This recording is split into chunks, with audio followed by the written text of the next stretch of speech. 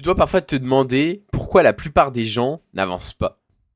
Eh bien, c'est pas parce qu'ils n'ont pas de talent, c'est pas parce qu'ils n'ont pas les bonnes idées, mais c'est parce qu'ils n'ont pas de process.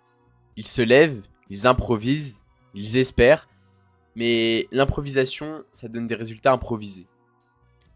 Un process, c'est un système, une série d'actions claires, précises, que tu répètes tous les jours, jusqu'à que les résultats soient inévitables. Regarde les sportifs de haut niveau. Ils ne se demandent pas chaque matin s'ils ont envie de s'entraîner. Ils suivent un programme, ils mangent de manière millimétrée, ils dorment à une heure fixe, et c'est ça un process.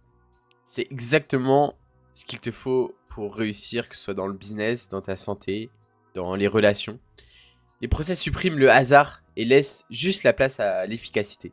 Le problème, c'est que la plupart des gens, ce qu'ils confondent, c'est motivation et discipline.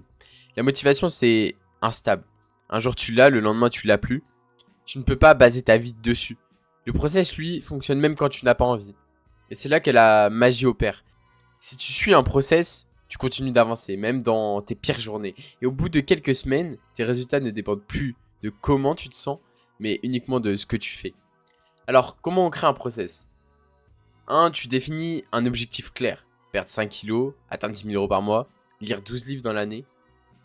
2. Tu vas le découper en plusieurs étapes. Ce que tu dois faire chaque semaine, ce que tu dois faire chaque jour. Et 3. Tu vas fixer des horaires. Parce que le cerveau adore la régularité. En 4. Tu vas éliminer le superflu. Tout ce qui n'aide pas à ton objectif sort de ton agenda. Et la dernière étape, tu mesures tes progrès.